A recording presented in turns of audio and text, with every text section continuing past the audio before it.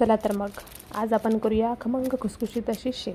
त्यासाठी मी एका चाळणीने रेडीमेड बेसन पीठ ते एका चाळणीने चाळून घेतले। त्यानंतर त्यामध्ये 2 चमचे तांदळाचं पीठसुद्धा टाकले, ते सुद्धा व्यवस्थित मिक्स करून घेतलं। त्यानंतर लसूण, ओवा, जिरे, मीठ याची मिक्सरमध्ये पेस्ट केली होती, ते एका चाळणीने चाळून त्यातलं पाणी त्यात मिक्स केलं।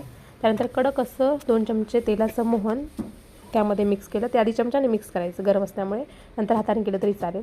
त्यानंतर त्यामध्ये 1 चमचा तिखट, हळद आणि चवीनुसार मीठ ॲड करायचं आणि नंतर हाताने असं एकजीव करून घ्यायचं आणि छान नंतर त्या 15 मिनिटासाठी थोडंसं रेस्ट होण्यासाठी ठेवून द्यायचं। 15 मिनिटांनी रेस्ट झाल्यानंतर एक कढई ठेवायची, कढईमध्ये तेल टाकून प्रॉपर तापलं का हे थोडंसं चेक करायचं। त्यानंतर आपल्याला शेवच्या साच्याला थोडंसं आतमधून तेल लावून त्या साच्याने कढईमध्ये शेव टाकायची। त्यानंतर चांगली खरपूस थोडीशी आपणे आप तेल सुटून जातं त्यातलं आणि नंतर पलटून घ्यायची।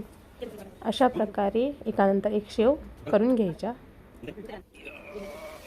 फक्त तेलाचं मेजरमेंट प्रॉपर आलं पाहिजे, म्हणजे तेल जर थंड असलं तर आपली शेव तेल धरायला सुरुवात करते, त्यामुळे तेल प्रॉपर तापून घ्यायचं आणि अशा प्रकारे 1 बाय 1 मस्तपैकी आपल्या शेव तयार होतात।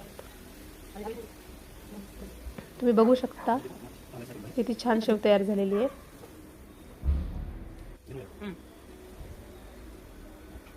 अशा प्रकारे 1 बाय 1 शेवचे लेयर तयार झालेले आहेत आपले आणि अजिबात शेव तुटत नाही, मग एकदम अतिशय खुसखुशीत कुरकुरीत होती, अजिबात तेलकटसुद्धा होणार नाही आणि हिंग वगैरे ॲड केल्यामुळे अजून टेस्ट लागणार। हे बघा आपली अशी खमंग अशी 5-7 लेयर तरी अर्ध्या किलोमध्ये तयार झालेली आहे।